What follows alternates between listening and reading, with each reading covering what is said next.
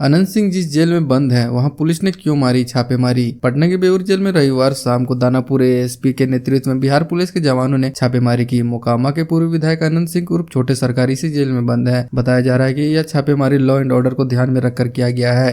बता दें कि इससे पहले बेउर जेल अधीक्षक के विभिन्न ठिकानों पर 5 जनवरी को आर्थिक अपराध इकाई ने छापेमारी की थी। इस छापेमारी कार्रवाई के बाद आर्थिक अपराध इकाई की टीम ने कई चौंकाने वाले खुलासे भी किए। बेउर जेल के अधीक्षक डॉक्टर विधु कुमार कैदियों पर दबाव बनाकर अवैध रूप से पैसे वसूलते थे, जिसका कई पुख्ता सबूत भी मिला है। इतना ही नहीं, जेल के अधीक्षक डॉक्टर विधु कुमार दबंग कैदियों को सुविधा देने के लिए पैसे भी लेते थे। बेउर जेल अधीक्षक के साथ कक्षपाल प्रफुल्ल कुमार भी इसमें शामिल है। राज्यपाल और सीएम नीतीश पहुंचे जीतन राम मांझी के आवास। बिहार के राज्यपाल आरिफ मोहम्मद खान और मुख्यमंत्री नीतीश कुमार केंद्रीय मंत्री जीतन राम मांझी के आवास पर आयोजित लिट्टी विद मांझी कार्यक्रम में रविवार की शाम शिरकत करने पहुंचे। इस खास अवसर पर राज्यपाल ने लिट्टी चोखा का आनंद लिया और कार्यक्रम के शामिल हुए भाजपा के एक वरिष्ठ नेता भी इस पार्टी में शामिल हुए। केंद्रीय मंत्री जीतन राम मांझी ने अपने आवास पर लिट्टी विद मांझी कार्यक्रम का आयोजन किया, जो राज्य की राजनीतिक गर्मी के बीच एक सामूहिक माहौल बनाने के लिए आयोजित किया गया था। कार्यक्रम में राज्यपाल का गर्मजोशी से स्वागत किया गया, जहां उन्होंने बैठकर लिट्टी चोखा का स्वाद लिया। थाना के ऊपर ड्रोन उड़ाने वाले के पास से मिला 33 सिम कार्ड। जाने पुलिस को क्या थी आशंका। गया जिले के डुमरिया थाने की पुलिस ने अवैध रूप से थाना परिसर के ऊपर ड्रोन उड़ाने के मामले में एक व्यक्ति को गिरफ्तार किया है। रविवार को प्रेस वार्ता आयोजित कर एएसपी शैलेंद्र सिंह ने इसकी जानकारी दिया। उन्होंने कहा कि 30 जनवरी की रात करीब 9:30 बजे डुमरिया थाना परिसर के ऊपर पूर्व दिशा में एक ड्रोन उड़ता हुआ देखा गया और वह पश्चिम दिशा की ओर चला गया। पुलिस को संदेह हुआ कि इससे पहले छकरबंदा थाना अंतर्गत बम बनाने से संबंधित पुलिस ने सामान बरामद किया है। कुछ दिन पहले ही मदनपुर थाना अंतर्गत पोकलेन जलाया गया था। नक्सल प्रभावित थाना होने के कारण ड्रोन उड़ाना एवं थाना की गतिविधि का मुआयना करना नक्सली गतिविधि में शामिल होने का संशय ज्ञात हो रहा था। एएसपी ने बताया कि वरीय पुलिस अधीक्षक गया के निर्देशानुसार पुलिस ने त्वरित कार्रवाई करते हुए सूचना आकलन कर मदारपुर गांव से वीरेंद्र कुमार को तुरंत गिरफ्तार कर लिया गया। इस दौरान पुलिस ने उसके घर से अंग्रेजी शराब की बोतल, एक ड्रोन कैमरा, 3 ड्रोन बैटरी, अलग अलग कंपनी के 33 सिम कार्ड, 5 मेमोरी कार्ड एवं एक मोबाइल फोन जब्त किया है। उन्होंने कहा कि पुलिस आरोपी के अपराधी इतिहास को खंगाल रही है।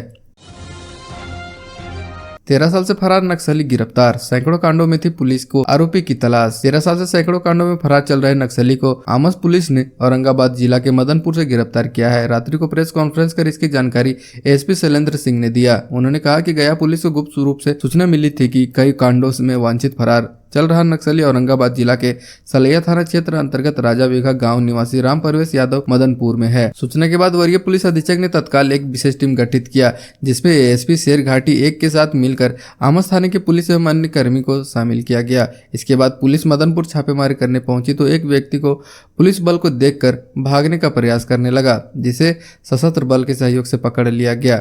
नक्सली को पकड़ने के बाद जब उससे पूछताछ की गई तो उसने अपना नाम राम परवेश यादव बताया। उन्होंने बताया कि राम परवेश यादव के खिलाफ आमस थाना में कई केस दर्ज हैं। उन्होंने कहा कि राम परवेश ने 17 जून 2011 को जीटी रोड पर हथियार का भय दिखाकर ट्रकों से लूटपाट की घटना को अंजाम दिया करता था। बिहार सिपाही भर्ती परीक्षा में 9 अभ्यर्थी धांधली करते हुए धराए गए। बिहार पुलिस सिपाही भर्ती की प्रक्रिया में हर कदम पर पारदर्शिता सुनिश्चित की जा रही है। 9 दिसंबर से शुरू हुई शारीरिक दक्षता परीक्षा और दस्तावेज सत्यापन के दौरान कई महत्वपूर्ण कदम उठाए गए हैं। इस प्रक्रिया में अब तक 8,837 अभ्यर्थियों ने आवेदन किया, जिसमें से 7,173 ने परीक्षा दी। इस बीच 9 अभ्यर्थियों को फर्जीवाड़े के आरोप में गिरफ्तार करके जेल भेज दिया गया है। परीक्षा का आयोजन पटना के शहीद राजेंद्र प्रसाद सिंह राजकीय उच्च विद्यालय में किया जा रहा है। यहाँ अभ्यर्थियों की दौड़, ऊंची कूद और शारीरिक माप की जांच कंप्यूटर के द्वारा की जा रहा है। इस प्रणाली में किसी भी प्रकार की गड़बड़ी को रोका जा सकता है। फर्जीवाड़े की रोकथाम के लिए बायोमेट्रिक सत्यापन प्रणाली का इस्तेमाल किया जा रहा है। इसके माध्यम से अभ्यर्थियों को व्यक्तिगत जानकारी और सत्यता की जांच की जाती है, जिससे किसी भी धोखाधड़ी का पता चल सके और प्रक्रिया में पूरी तरह पारदर्शिता बनी रहे। बिहार में 80,000 रुपये महीने के वेतन वाली नौकरी पाने का सुनहरा मौका, तुरंत करें आवेदन। अगर आप बिहार से हैं और सरकारी नौकरी की तलाश में हैं तो आपके लिए एक बड़ी खुशखबरी है। बिहार सरकार के ग्रामीण कार्य विभाग में असिस्टेंट इंजीनियर के लिए वैकेंसी निकली है, जिसके लिए आवेदन की प्रक्रिया शुरू हो चुकी है। इस भर्ती के तहत जिन उम्मीदवारों का सिलेक्शन होगा उन्हें प्रति माह 80,000 रुपये का वेतन भी प्राप्त होगा, इसलिए देर न करें। बिहार सरकार की इस वैकेंसी के आवेदन करने के उम्मीदवारों के पास किसी भी मान्यता प्राप्त संस्थान से इंजीनियरिंग की डिग्री होनी अनिवार्य है, विशेष तौर से सिविल विभाग की। साथ ही उम्मीदवारों के पास उनका गेट का स्कोर कार्ड भी होना चाहिए। बिहार में पिता ने पैसा देने से किया इनकार तो बेटे ने उतारा मौत के घाट, बचने के लिए दूसरे पर लगाया आरोप। बगहा के पटखौली थाना क्षेत्र के मंगलपुर औसानी गांव में खेत की रखवाली कर रहे किसान किशुन बीन की हत्या कर पुलिस ने खुलासा कर दिया। पुलिस ने बताया कि जांच में पता चला कि हत्या मृतक के ही पुत्र जंगली बीन ने की थी। मामले में खुद बचने के लिए आरोपी ने हत्या का आरोप गांव के मुखिया पति भोला यादव समेत 9 लोगों पर लगाया और झूठा मुकदमा भी दर्ज करा दिया। जांच के दौरान पुलिस को पता चला कि जंगली बीन पर भारी कर्ज का दबाव था और वह इसे चुकाने में असमर्थ था। इसके अलावा पिता किशुन बीन के चरित्र को लेकर भी बेटे से विवाद होता रहता था। इसी तनाव के कारण जंगली ने अपने पिता की हत्या कर कसूरवार किसी और को बना दिया। बिहार में बन रहा विश्व का सबसे ऊंचा बुद्ध स्तूप, मोदी सरकार ने बुद्ध सर्किट के लिए किया खास ऐलान। 1 फरवरी को केंद्र की मंत्री मोदी सरकार ने अपना पहला पूर्णकालीन बजट पेश किया। इस बजट में केंद्र सरकार ने धार्मिक पर्यटन के लिए खास तौर पर आर्थिक मदद देने का ऐलान किया है। मोदी सरकार ने महात्मा बुद्ध के जीवन से जुड़े सभी स्थलों को विकसित करने की घोषणा के बाद बिहार के महात्मा बुद्ध से जुड़े हुए स्थलों के विकास की उम्मीद जगी है। बिहार के बोध गया, केसरिया, नालंदा, वैशाली, राजगीर जैसे कई स्थल हैं जिन्हें अब पर्यटन के क्षेत्र में पंख लगने की उम्मीद है। दरअसल भगवान बुद्ध से जुड़े स्थलों को जोड़कर बुद्ध सर्किट कहा जा रहा है। बिहार में महात्मा बुद्ध से जुड़े स्थानों में सबसे महत्वपूर्ण बोध गया माना जाता है। मान्यता है कि यहाँ बोधि वृक्ष के नीचे महात्मा बुद्ध को ज्ञान प्राप्त हुआ था। यह बोधि वृक्ष आज भी वहाँ मौजूद है। यहाँ महाबोधि मंदिर है जहाँ प्रति वर्ष लाखों लोग देश विदेश से धर्मावलंबी पहुँचते हैं और प्रार्थना करते हैं। इधर केसरिया के लोगों को भी केसरिया स्तूप के विकास की उम्मीद बढ़ गई है। विश्व के सबसे ऊंचे केसरिया बौद्ध स्तूप के विकास की उम्मीद बढ़ गई। महात्मा बुद्ध सेवा संस्थान के पूर्व अध्यक्ष परमेश्वर ओझा ने कहा कि हम लोग स्तूप के विकास को लेकर काफी समय से संघर्ष कर रहे थे, लेकिन स्तूप का जितना विकास होना चाहिए नहीं हो सका। अब बजट से उम्मीद जगी है। विश्व का सबसे ऊंचा स्तूप होने के बावजूद इसका विकास काफी धीमा है। भोजपुर में लग्जरी कार की डिक्की से निकलने लगी शराब की बोतलें, पुलिस के उड़ गए होश। भोजपुर जिले के मद्य निषेध एवं उत्पाद विभाग की टीम लगातार जिले में शराब तस्करी के खिलाफ जांच अभियान चला रही है। इसी क्रम में टीम को बड़ी सफलता हाथ लगी है। मद्य निषेध एवं उत्पाद विभाग की टीम ने एक लग्जरी कार की डिक्की से अंग्रेजी शराब की बड़ी खेप जब्त की है। टीम को यह सफलता बक्सर पटना फोरलेन नगर थानाध्यक्ष के दौलतपुर ओवरब्रिज के पास मिली। उत्पाद विभाग की टीम ने मौके से 4 तस्करों को भी गिरफ्तार किया। जानकारी के अनुसार लग्जरी कार से करीब 360 बोतल अंग्रेजी शराब बरामद हुआ। जब्त शराब करीब 270 लीटर बताई जा रही है। साथ ही इसकी बाजार में कीमत लगभग 6 लाख रुपए बताई गई। जब्त अंग्रेजी शराब हरियाणा मेड है। इसको लेकर थाने में प्राथमिकी दर्ज की गई है। तस्कर ने पूछताछ के दौरान बताया कि शराब की यह खेप हरियाणा से पटना ले जा रहे थे। गिरफ्तार तस्करों की पहचान पटना के पाटलिपुत्र कॉलोनी के रोड नंबर 5 के रहने वाले यही लोग बताए जा रहे हैं। महाकुंभ स्नान करके लौट रहे बिहार के शख्स की मौत, रेलवे स्टेशन के पास मची भगदड़ में रौंदे जाने से चली गई जान। बिहार के नवादा निवासी एक शख्स की मौत प्रयागराज में हो गई। मृतक की पहचान रजौली प्रखंड के करी गांव के रहने वाले विजय ठाकुर के रूप में हुई है, जो 2 बेटे और बेटियों के पिता थे। प्रयागराज में महाकुंभ स्नान करने के लिए वह अपने परिजन और गांव के कुछ लोगों के साथ निकले हुए थे। स्नान करने के बाद लौटने के दौरान रेलवे स्टेशन के पास भगदड़ मच गई और उसमें दबकर विजय ठाकुर की मौत हो गई। मृतक की बेटी ने घटना के बारे में बताया है। मृतक विजय ठाकुर की बेटी पूजा कुमारी ने घटना को लेकर बताया कि गाँव से कुल 10 लोग प्रयागराज गए हुए थे। गया जंक्शन से ट्रेन पकड़कर सभी प्रयागराज पहुंचे थे। 29 जनवरी को संगम में सबने स्नान किया। पूजा पाठ करने के बाद सभी प्रयागराज जंक्शन के पास पहुंचे थे, जहां पानी टंकी के पास अचानक भगदड़ मच गई और एक व्यक्ति ने इस दौरान उनके पिताजी को धक्का दे दिया, जिससे वो नीचे गिर गए। बच्ची ने बताया कि मेरे पिता तो उठने का प्रयास भी करने लगे थे, लेकिन भगदड़ के कारण कुछ देर तक वे जमीन पर ही गिरे रहे। वे जख्मी थे। जब जमीन पर पड़े पिता को उठाया तो उनकी हालत देखकर एम्बुलेंस की सहायता से हॉस्पिटल ले जाया गया, जिसके बाद उन्हें नजदीकी मोतीलाल नेहरू मेडिकल कॉलेज अस्पताल में लाया गया। अस्पताल में जांच के दौरान डॉक्टरों ने उन्हें मृत घोषित कर दिया।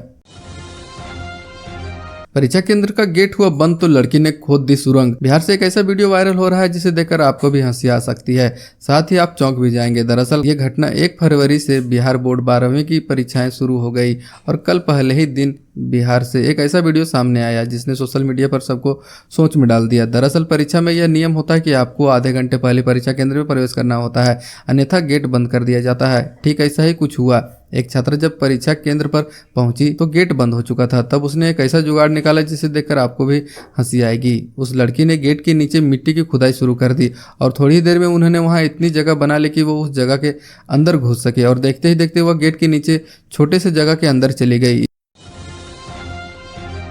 बिहार में युवती के 5 टुकड़े करके 2 बोरी में ठूसा शव को। दूसरी लड़की की भी आंखें निकालकर हत्यारों ने खेत में फेंकी लाश। कोसी सीमांचल क्षेत्र में एक युवती और एक किशोरी की बेरहमी से हत्या कर दी गई। छत-बिछत हालत में दोनों का शव बरामद कर लिया गया। सुपौल में महिला का शव 2 बोरियों में कई हिस्सों में बरामद हुआ है। शव का सिर गायब है। वहीं किशनगंज में एक किशोरी का शव बरामद किया गया है। किशोरी के शरीर पर धारदार हथियार से कई बार वार के निशान मिले हैं। हथियारों ने उनकी आंखें बाहर निकाल दी है। दोनों शव को पुलिस ने बरामद कर लिया है।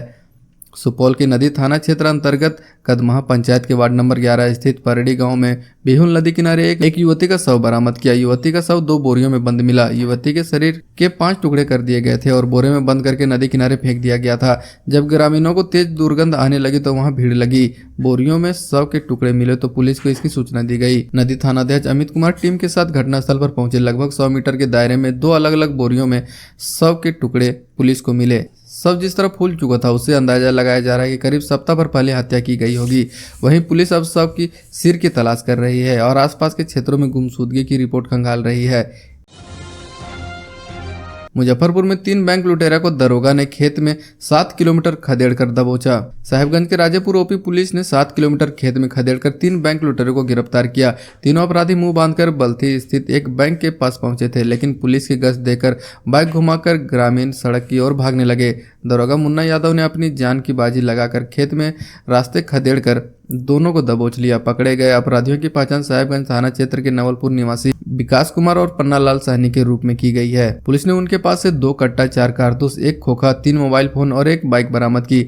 पकड़ाए अपराधियों के खिलाफ आर्म्स एक्ट में प्राथमिकी दर्ज की गई है। ग्रामीण एसपी विद्यासागर ने बताया कि राजेपुर थानेदार बल्थी में अपनी पुलिस टीम के साथ बैंक ऑफ बड़ौदा में चेकिंग करने पहुंचे थे। इस बीच मुंह पर गमछा बांधे 3 अपराधी वहां से गुजरे। पुलिस टीम को देखकर तीनों अपराधी अपनी बाइक को सरैया की तरफ भागने लगे। पुलिस ने बाइक सवार को 3 किलोमीटर पीछा कर घेरा तो बाइक से उतरकर 2 अपराधी खेत की ओर भागने लगे। दरोगा मुन्ना यादव ने 7 किलोमीटर तक खेत के रास्ते खदेड़कर दोनों बदमाशों को दबोच लिया। बिहार में पलटी सिलीगुड़ी से प्रयागराज महाकुंभ जा रही बस। महिला समेत 45 यात्री कर रहे थे सफर। बिहार के पूर्णिया में रविवार को बड़ा हादसा हुआ है। महाकुंभ स्नान के लिए प्रयागराज जा रही श्रद्धालुओं से भरी एक बस अनियंत्रित होकर सड़क के नीचे पलट गई। बस में सवार यात्रियों में हड़कंप मच गया। हालांकि इस हादसे में कोई भी हताहत की सूचना नहीं है। सभी लोग सुरक्षित हैं। कुछ लोगों की हल्की चोटें आई हैं। सिलीगुड़ी से बस प्रयागराज जा रही थी। बिहार में हादसे का शिकार बन गई। पूर्णिया जिले के डगरुआ थाना क्षेत्र के नेशनल हाईवे पर यह हादसा लसनपुर पुलिया के समीप हुआ, जहां पर बस पलटकर हाईवे से नीचे आ गई। हालांकि राहत की खबर है कि सभी यात्री सुरक्षित हैं और बाल बाल बच गए। कोई अप्रिय घटना होने की सूचना नहीं है। कुछ यात्रियों को मामूली चोटें आई हैं। बस में करीब 45 की संख्या में लोग सवार थे और सिलीगुड़ी से प्रयागराज जा रहे थे। पटना में साइबर सातिरों ने 14 लोगों से 7,20,000 रुपए की ठगी कर ली। साइबर सातिरों ने 14 लोगों से 7,20,000 की ठगी कर ली। वहीं बिजली अधिकारी बनकर सातिरों ने 4 लोगों से 1,62,000 रुपए ठग लिए। खगौल रोड से सुनील कुमार रजक ने बिजली कलेक्शन के लिए आवेदन दिया। इसके 1-2 दिन बाद उनके मोबाइल पर फोन आया। फोन करने वाले ने खुद को बिजली विभाग का कर्मी बताया और कहा कि आवेदन को अपडेट करना होगा और 10 रुपए का रिचार्ज करना होगा। सातिर ने उनसे जरूरी जानकारी पूछे। खाते से करीब 38,000 रुपए निकाल लिए। इसी तरह कंकड़बाग के शशिकांत कुमार से भी सातिरों ने बिजली मीटर अपडेट करने के नाम पर करीब 50,000 रुपए ठग लिए। यह ट्रिक अपना करके ठग ने इतने सारे रकम जमा कर लिए। पटना में लाठी डंडे से पीट पीट कर बड़े भाई को मार डाला। पारिवारिक विवाद में छोटे भाई ने बड़े भाई को लाठी डंडे से पीट पीट कर हत्या कर दी। पिटाई से गंभीर तौर पर जख्मी हुए युवक को नालंदा मेडिकल कॉलेज अस्पताल लाया गया, जहां चिकित्सकों ने मृत घोषित कर दिया। घटना कांजेकला थाना क्षेत्र के दीवान मोहल्ला हमाल शीश महल मोहल्ला में शनिवार की शाम को घटी है। मृतक के भाई बबलू सहनी ने बताया कि शनिवार की शाम लगभग 5:30 बजे बड़े भाई 40 वर्षीय डोमन सहनी से छोटा भाई तिलक सहनी झगड़ा करने लगा। महिलाओं के बीच आरंभ हुए दोनों भाइयों में इस कदर बढ़ा कि झगड़े के दौरान गाली गलौज करते हुए तिलक सहनी लाठी डंडे और छड़ से मारना शुरू कर दिया। मारपीट की घटना बड़ा भाई डोमन सहनी खून से लथपथ हो गया। परिवार व आसपास के लोगों ने बीच बचाव करते हुए जख्मी का बेटा चंद्रदीप सहनी उसे एनएमसीएच ले गया, जहां चिकित्सकों ने मृत घोषित कर दिया। परिजनों ने बताया कि दोनों भाई मजदूरी का काम किया करते थे। बीटा में घर में सो रहे किसान को चाकू से गोदकर मार डाला। नेवरा थाना क्षेत्र के गोढ़ना गांव में घर में सो रहे किसान की चाकू से गोदकर हत्या कर दी गई। मृतक की पहचान 45 वर्षीय संजय सिंह के रूप में की गई। नेवरा पुलिस की टीम, पटना एफएसएल की टीम और खुद डीएसपी पंकज मिश्रा मौके पर पहुंचकर छानबीन में जुट गए। ग्रामीणों ने बताया कि संजय सिंह 12 सालों से अपने इकलौती पुत्री के साथ घर में अकेले रहते थे। लगभग 12 साल पहले पत्नी पम्मी और इकलौती बच्ची को छोड़कर घर से भाग गई थी। मृतक की बेटी ने बताया कि शनिवार की सुबह उठी और स्कूल चली गई। स्कूल से घर आई तब पिताजी का सोता हुआ देखकर कमरे में जगाने गई तो मृत अवस्था में पाया, जिसके बाद बच्ची ने अपने चाचा और आसपास के लोगों को सूचना दी। मृतक संजय सिंह के चेहरे पर चाकू के दाग हैं। संभावना है कि चाकू से गोदकर हत्या कर दी गई। मृतक के बड़े भाई अजय सिंह ने बताया कि लगभग दोपहर के 2:30 बजे भतीजे 12 वर्षीय काजल कुमारी ने सूचना दी कि पापा की मौत हो गई है। हम लोग घर में पहुंचे तो देखा कि उनकी मौत सही में हो चुकी थी।